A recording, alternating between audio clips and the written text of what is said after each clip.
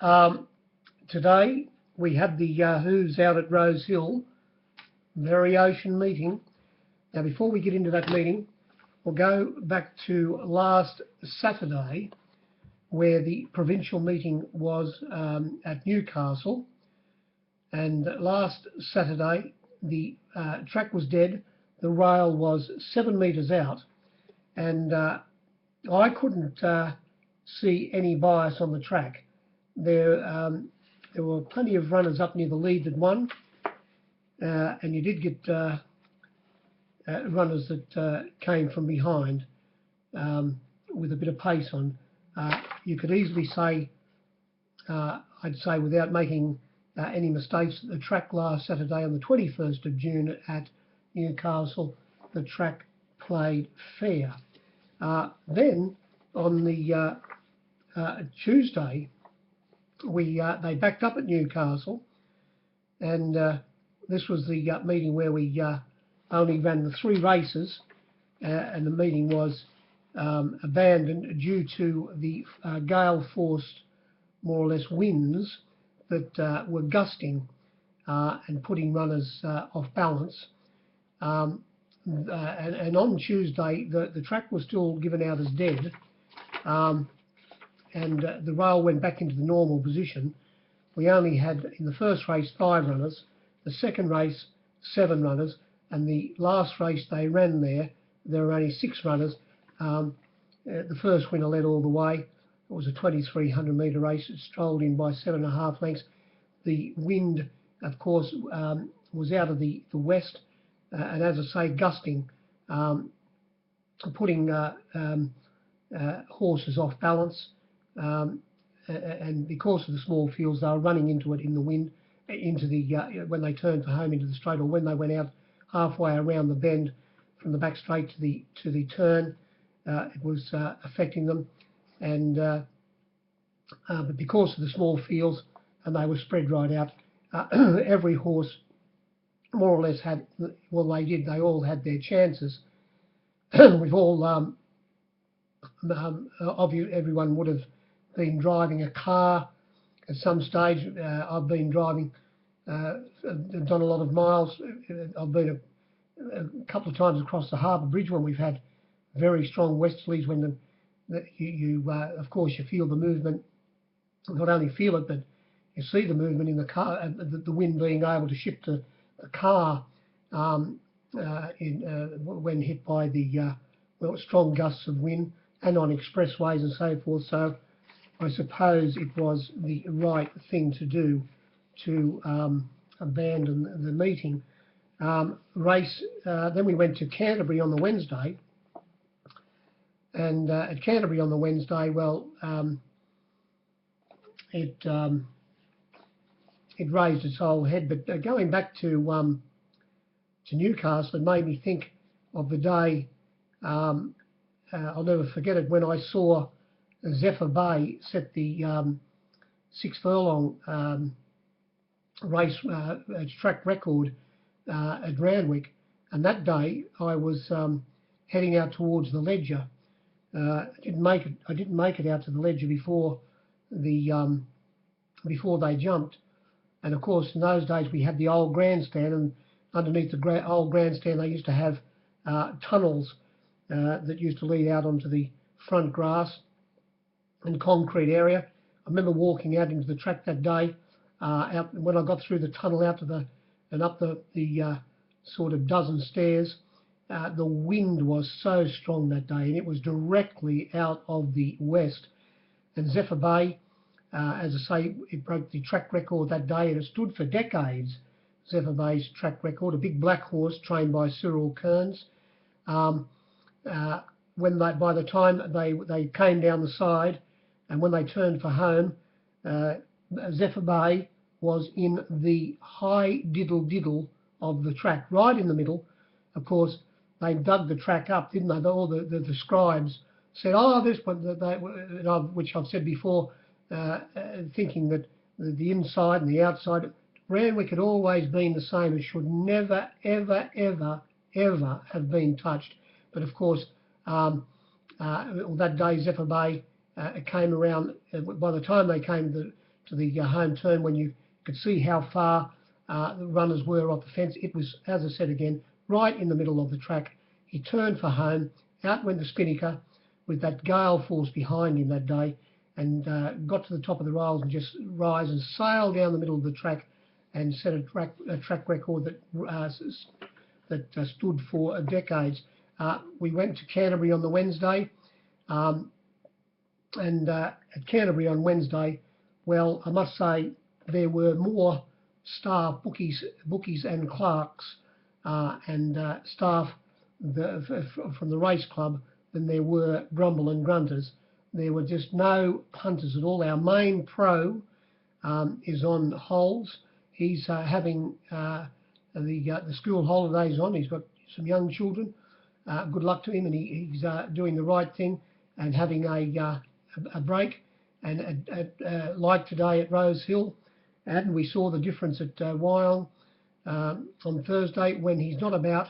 Our turnover decreases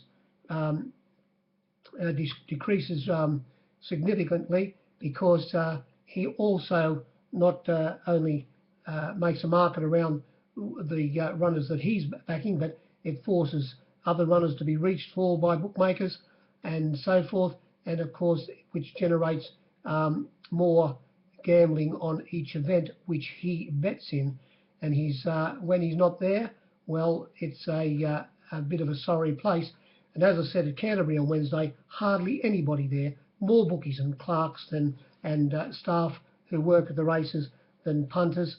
There are a few Betfair crushers, but of course the Greek card players, they showed what imposters they are, and most of the other punters too, because there was no one to follow, especially when our leading pro wasn't playing, who they generally follow, and they played it as, that's why I suppose they're still there, because when there was no one to follow, they didn't have a bet.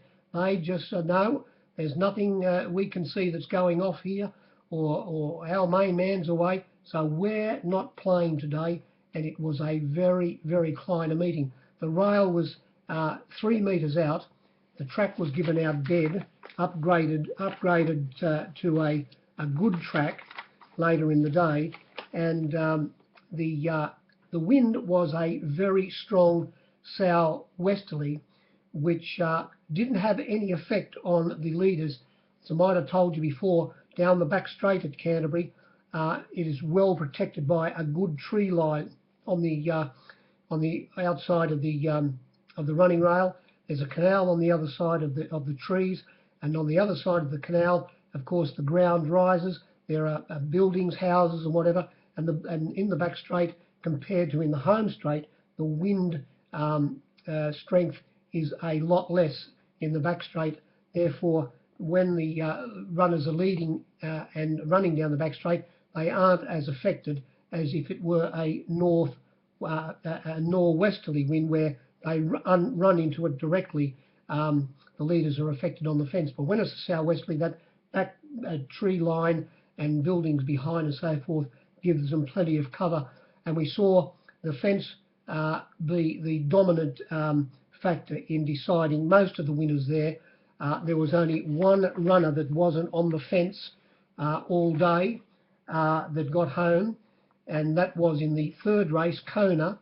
And in that race, there was of course, after the first two races were run, and the Hickey Hockeys, not knowing, well, knowing, they would have known before they got there, but then it concreted itself right in that the fence was the place to be, and there was a race in race 3 for the lead and to find positions near the fence, and we had a lot of pace on, and Kona, ridden by Jay McDonald, sat well back in the field. He eased off heels when they turned for home and was able to finish down the outside and grab another runner that was in the 3 wide line, or just outside, was back with him but a little bit wider, and that was Royal Adventure. It was actually in between runners, but it was the only winner that wasn't on the fence that won all day. All of the other winners either led or came from behind the leaders, saving plenty of ground along the fence. So the fence, when you're doing the form at Canterbury, was a big advantage. We went to Wyong on Thursday, where the track was dead, but by the same token, it was the best track they've had there for about a good close to 4 months. The rail was 2 metres out from the 1350 to the 210 mark, which is just after turning for home, where a cutaway came into play. And after watching the first race, I thought that maybe the fence wasn't the place to be, but as it turned out, there was nothing wrong with the fence. By the time we came to the last race, I must admit I didn't like the winner at all, Magic Jewel. It led on the fence, and the opening favourite, the winner was a $4.60 chance out to $5.50 back into $5, Magic Jewel. And Society Man, you couldn't give it away. It was $3.20 out to $5 at the end of betting. It sat directly behind it after drawing barrier 1, and couldn't run it down. And they stayed close to the fence all of the way to the turn, and they ran 1-2. As it turned out at Wyong, there was nothing wrong with the fence. By the same token, if there was enough pace on you, you could come from behind. Wow Factor in race 7, it was in a 3 wide line down the back, but then pulled very wide on the turn and came down the outside and won in race 7. So the track played fairly well. I'd say maybe the fence was a slight advantage, but as I say, if you got pace, you were able to run on. Now we got to today's meeting, and I was talking to our veteran bookmaker who's been there the longest, Mo Conlon. After the last, he said it was the worst Rosehill meeting he has ever worked at. There was just nobody there. It was a very, very sparse crowd. There was just no punters. The usual suspects who were at Canterbury on Wednesday, they were there. They were about the only ones in the ring, and still our main pro is on holes, and therefore they never had. They've got to be led by the nose, these fellas, and they didn't really play. They didn't want to play because there was no one to follow. So it was a very eerie situation there at Rosehill.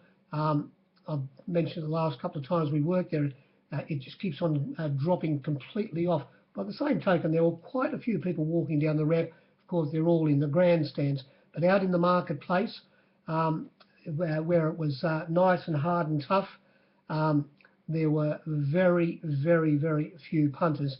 The picnics today in New South Wales were on at Nyngan. I would say they had a bigger crowd at Nyngan picnics than they did at Rosehill races. Now, it just goes to show you the state of affairs that the on-course track is going through at the moment. There are a couple of times there early in the meeting, first two or three races, where it was dead set, hush hush, sweet Charlotte. There was no noise in the ring. It was just quiet, and everybody so when I say everybody, the few that were there, just trying to see what if they could graft away, and it was a very, very hard graft.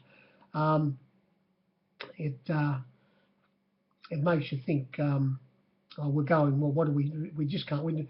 We know we're in the middle of we're into winter now and so forth, and say, the good horses are coming back in the spring. What a lot of rubbish. Anyway, now we'll get to the meeting. Race 1, we saw this Waller-trained favourite Winks, who did appear to be a very, very good win at his first start in the race at Warwick Farm. Win again. We put it up to 2 on. We'll have you 2 for 1, and it got out to $1.60 back into $1.55. Although when they jumped again, you could get the $1.60 on a couple of boards on the rails. It settled down in fourth position on the fence. Was slightly held up, easing off their heels after they'd flattened out. But once he got galloping room, he was able to run away and win by a length and a half, beating the runner, the second favourite, who led on the fence, ins and out, by a length and a half, as I say. And the runner that sat on the outside of ins and out, it ran third, another owl. The second horse hung out under pressure in the last sort of 50 metres. On the screen in the first race, they said there was 105.3 in the marketplace. There was about 4 less, about 101%. The winner of the first being by far the best run.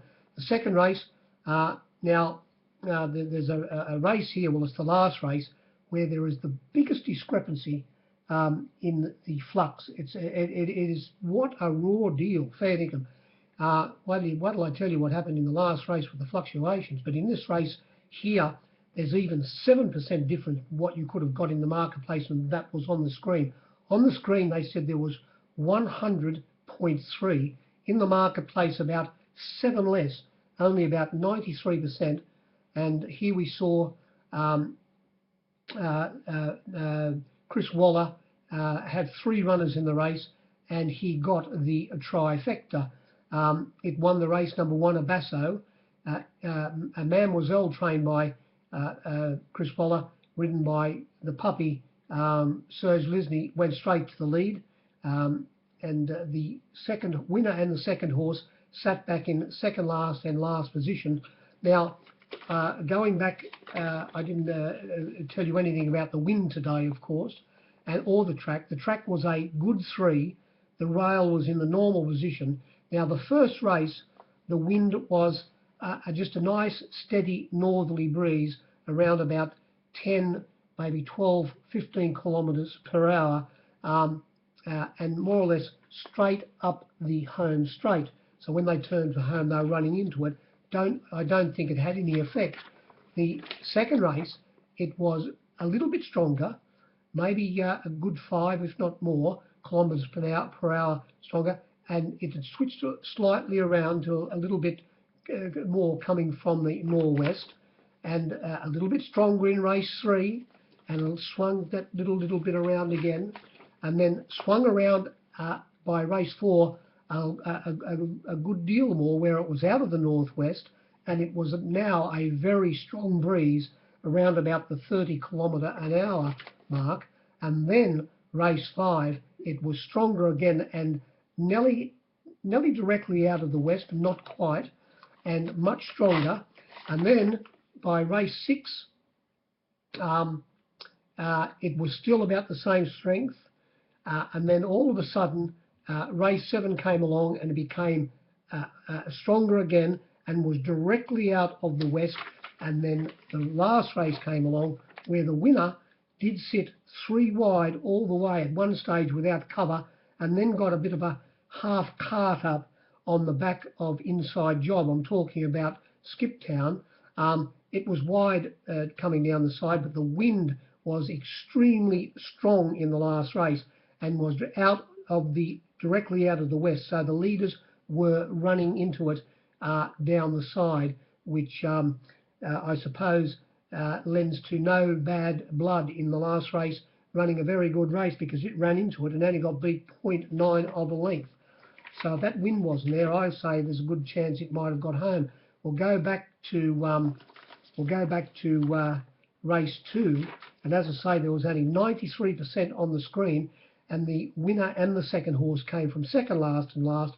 The stablemate led, ran along at a nice, didn't go too fast and didn't go too slow, and it held on, only beaten 0.8 of a length, Mademoiselle, but the 2 stablemates were a little bit too strong, with a Basso easing off their heels, coming down the outside and coming off its back was the second horse, Black Revolver, from last position, only to go down by 0.3 of a length. And as I say, the leader held on to be only beaten 0.8.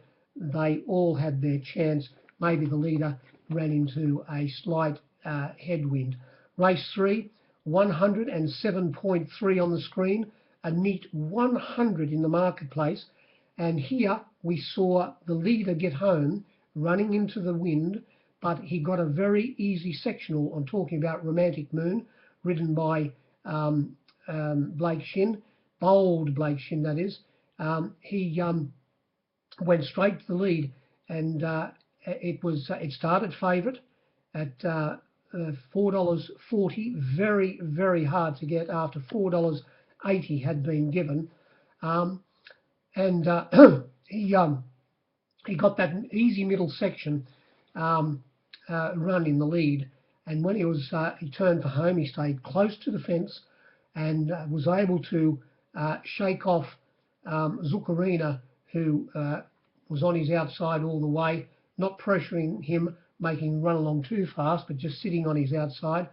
And after he got clear, it was up to the very, very well-backed Adorable, number 8, ridden by Sam Clipperton, which settled down in third last position on the fence, easing off heels, excuse me, trying to get in between Express Power and also Forever Crazy. And when he tried to get through that gap, he kept on being buffeted by those two runners, being pushed back into the pocket by Forever Crazy, and then being shouldered out of the way again by Express Power. And that happened for a good few strides. And when he finally did get in between that pair and went out after Romantic Moon, the post loomed up too quick, and he failed by 0.8 of a length. I'd say if he would have been able to get through that gap when he first went for it, this runner most certainly would have won Adorable, and it would have been a very bad result for the captains. I would have had a very bad result on it.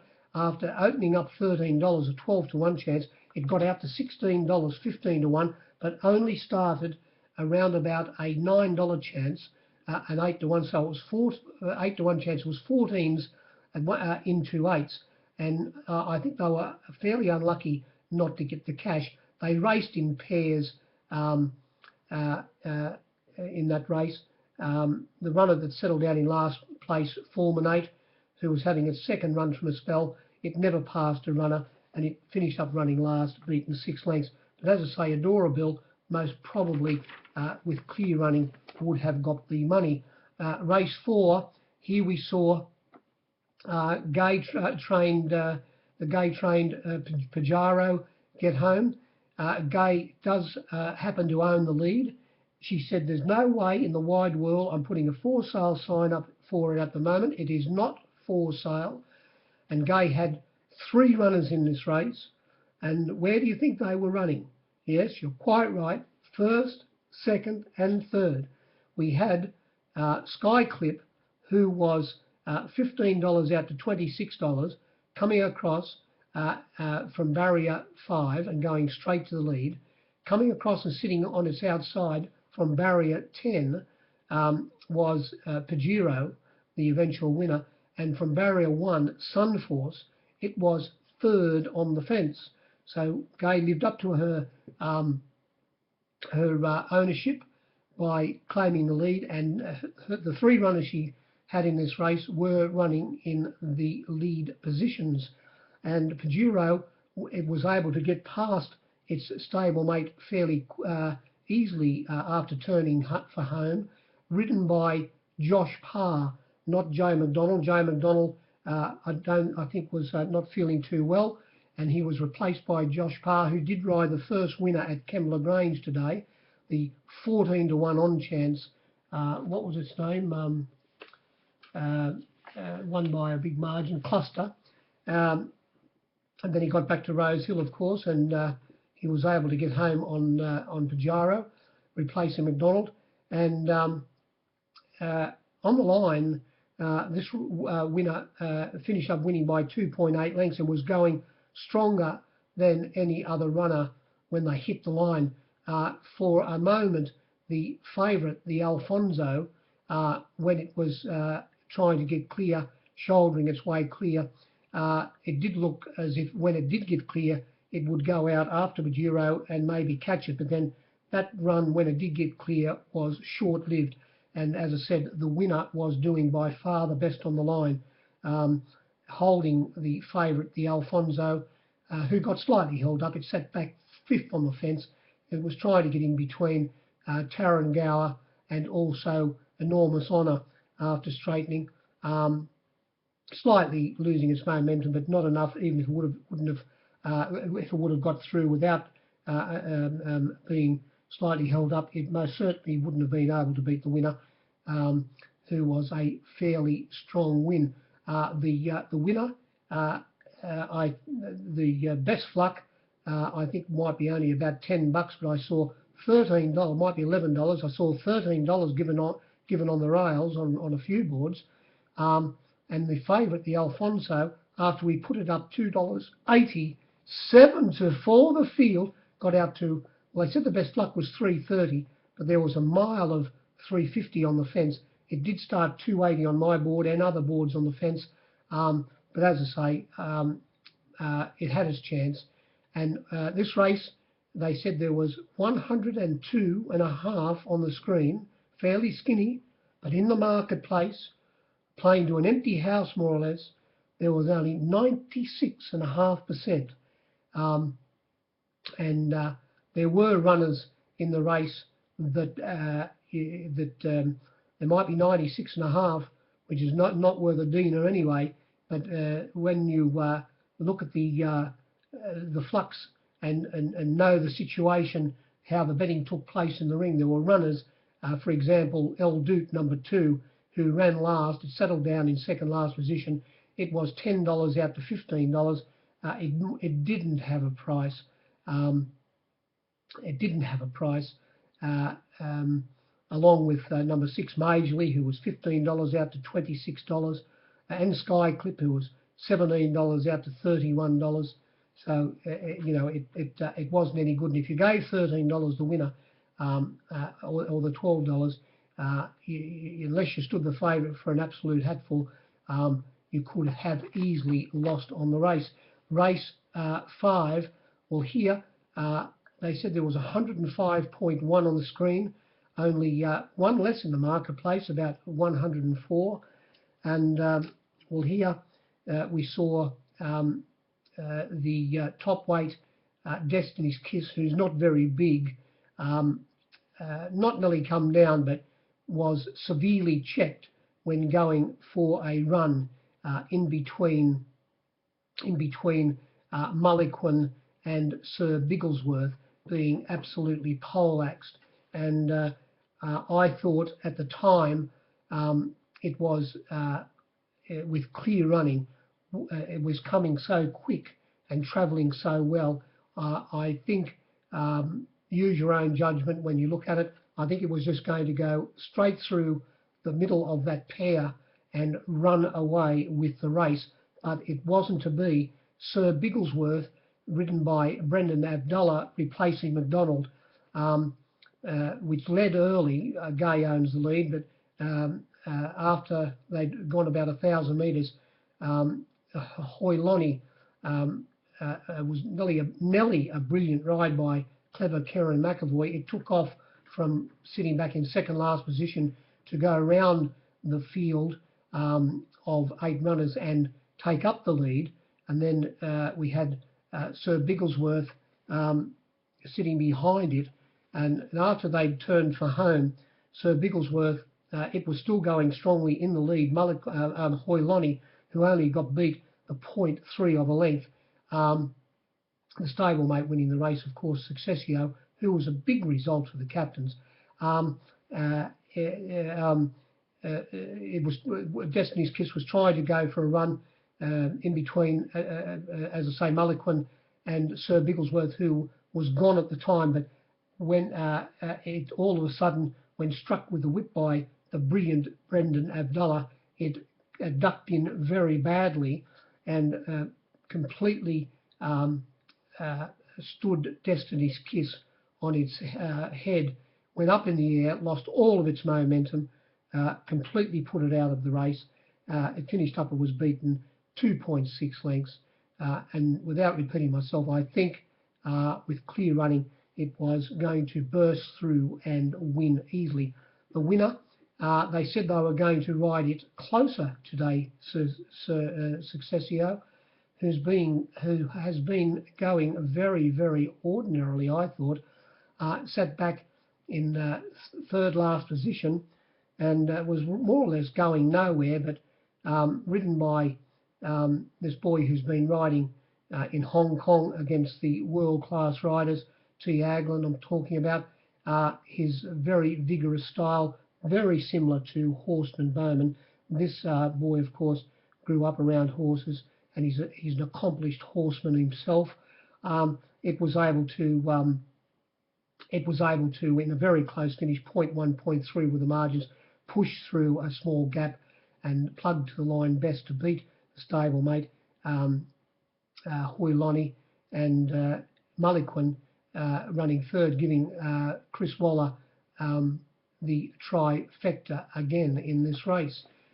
Race 6 came along, and here they said there was 103.9 on the screen, only 99% in the marketplace, and I think, well, not only what I thought, that you only had to see the race last time where Scream Machine won, and it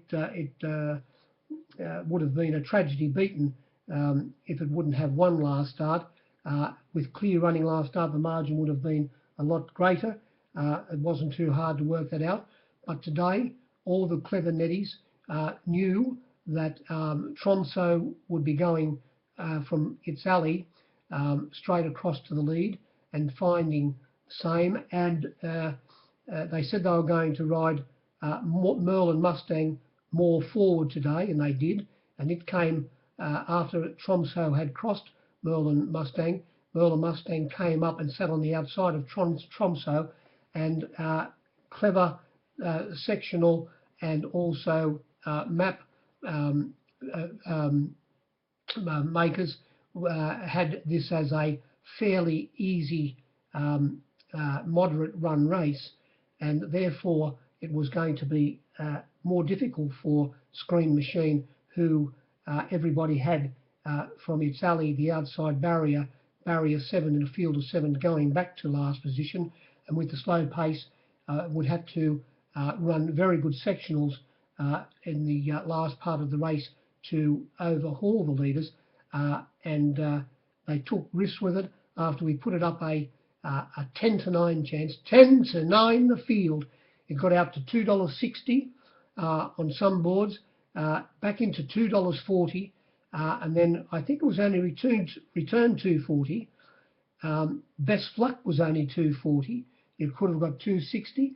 There was a mile of $2.50 on the fence, and how the race was drawn out by most map drawers was the actual case,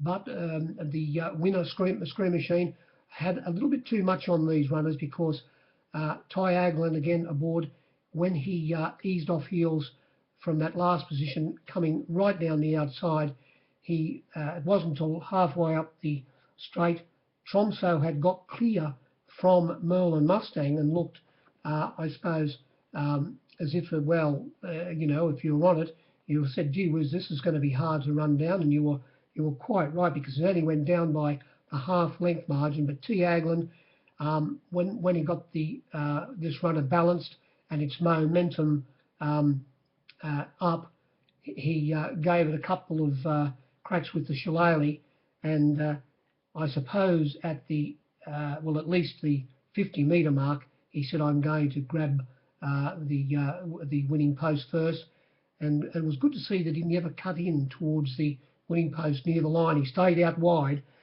which is the thing to do at Rosehill. if you're coming down the outside, don't come in near the winning post because you lose ground. But he stayed out wide, came in slightly, but he grabbed.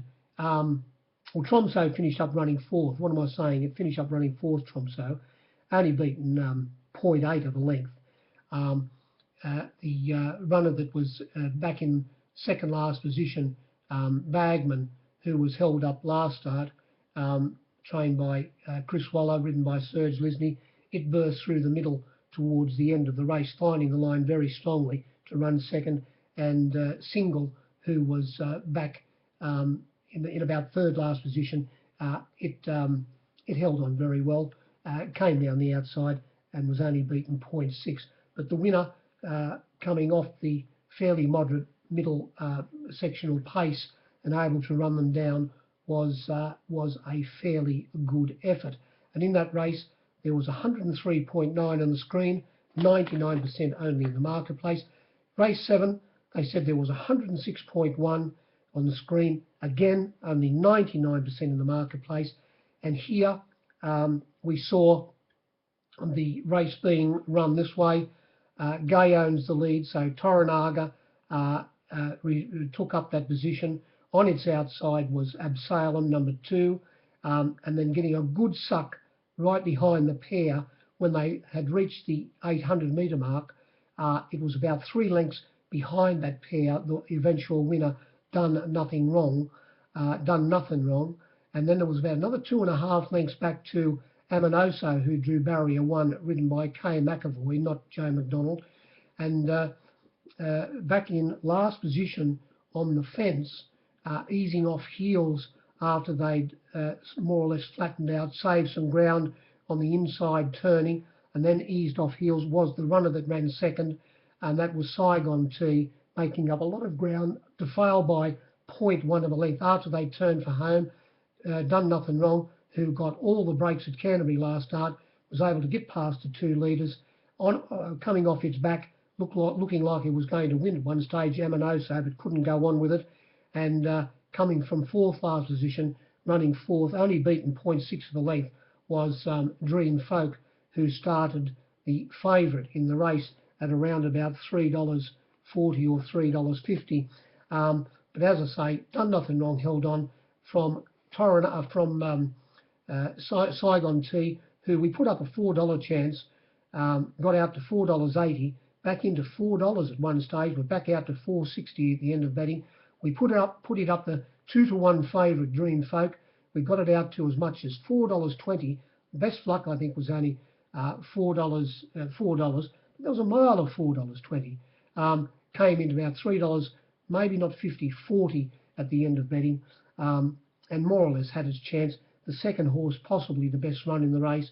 The winner got a good suck up and did fight on well. Run that race over again, and I suppose you would get a few different results, and maybe number 7 would be the favourite. Now we come to race 8. Now I'll give you the flux in this race now, because you know it's not right. They said the best flux in the last race was 117%. So if anything you did here, best flux in the last race, you were completely and utterly jinked. Because there was 18% less in the marketplace than what was on the screen. I don't know what happened here, but there was 117 best flux on the screen, 99 in the marketplace. Now these were the flux, 60 out to 100 rigmarole. They returned it, I think, only 50. Blind man could get $101. I was $101, and I don't think I've struck it for a caser on it. The winner, Skip Town, $10 out to $13 back into $12. Ernest, $5.50 to $8.